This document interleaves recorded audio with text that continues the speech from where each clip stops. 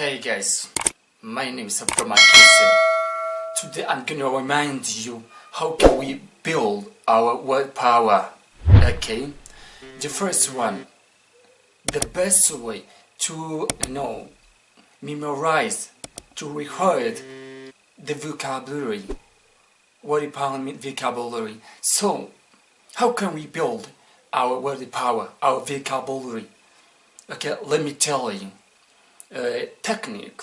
Okay, mee karaa word power yookaan immoo jechoota ittiin gabbifachuu dandeenyu yookaan immoo jechoota ittiin kuufachuu dandeenyu isiniif haa himu. Karaan jechoota ittiin gabbifachuu dandeenyu inni jalqabaa jechoota vocabulary jedhaman. Vocabulary jechuun jechoota jechuun mootummaa maqaa namaa ta'uu danda'a. Verb, adverb, adjective, noun, pronoun kanneen keessa kamuu ta'uu danda'a jechuma hunduyyuu akka jechaati jechuun jechoota kanneen akkamitti gabbifachuu dandeenya sammuu keenya keessatti paaworii jechaa akkamitti kuufachuu dandeenya yookaan immoo jecha afaan ingiliffaa akkam sammuu keenya keessatti kuufannee yeroo hojiidhaa hojiirra oolchina kan jedhu ilaallaa jechuudha. Jalqaba irratti kan isin gochuu qabdan to memorize new vocabulary and to rehearse new word. The first technique is, category. Okay? Category isaatiin yookaan immoo caasaa isaatiin qabachuun dirqama jechuudha. For instance, vocabulary why universe, why hawaadha, earth. Vocabulary why hawaa haasawu. Vocabulary jecha qofa. Why lafaa. Astro. Okay, astronomy in general. Yoo jigguu jenne ilaal. Why astronomy vocabulary haasawu. Why chemistry, biology, geography, history, okay, civic, physics, category dhaan akkasi qabachuun dirqama jechuudha. Vocabulary namni qabachuu barbaadu yookaan immoo namni vocabulary jechoota gabbifachuu barbaadu yookaan immoo qo'achuu namni barbaadu vocabulary karaa kanaan qo'achuun dirqama ta'a jechuudha. Let's take about religion, theology, okay? Why amantii ka dubbatu vocabulary jechoota. For instance, you can get from my YouTube channel religious vocabulary, very important, okay, for Christian and for Muslim. Christian and Islam file kan vocabulary jecha wanna ta'eef YouTube kan korraa argachuu dandeessu jechuudha.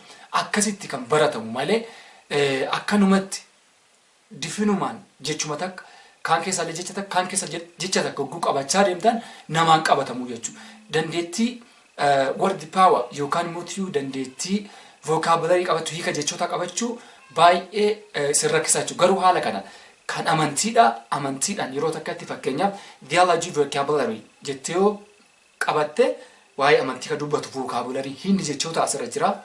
About universe universidha. About earth waa'ee lafa, rain waa'ee rooba vocabulary waa'ee rooba, vocabulary waa'ee mana keessa, house device, okay? About furniture, about equipment. Hundayu fakkeen waa'ee qonnaa yoo ta'e farming tools equipment. I mean the farming tools meeshaalee qonnaatiif gargaaran. Okay? Achirraa qabatanii jechuudha. Body vocabulary qaama namaa guutuu. Okay?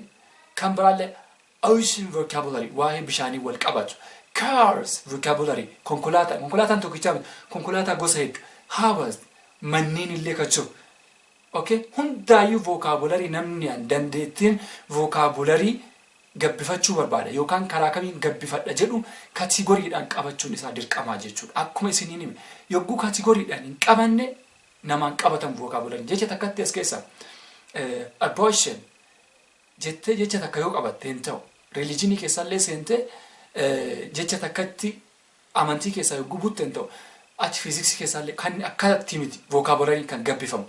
Kategoriidhaan yogguu qabatte fakkeenyaaf afaan jechoota amantii ka jedhame yeroo tokko qopheeffadhe san memorize godha rehearse, okay? Sammuutti qabachuu jechuudha. Sammuutti yoo qabadhe waa'ee amantaati vocabulary haaraa waa'ee amantaa yoo arge immoo kanuma dabala sammuu keessa kuwwanna jira naa gabbataa jechuu dandeettiin vocabulary qabachuudhaan. Sisteema yookaan immoo strategy baay'ee salphaa fi baay'ee milkaa'ina qabu vocabulary namni barachuu fi qabachuu barbaaddu kategoriidhaan yookaan immoo quca isaatiin qabachuun dirqamaa jechuudha. Ka amantii yoo jettee uma tokko amantii geography waa'ee lafaa dubbatu waa'ee geography waa'ee university waa'ee nama akkasitti qabachuun gaariidha isin jedha. Kanaafuu karaan ittiin vocabulary gabbifannu yookaan immoo word power karaan ittiin build goonu kan fakkaataa jechuudha. Har'aaf sagantaan kanuma hedduu galatooma.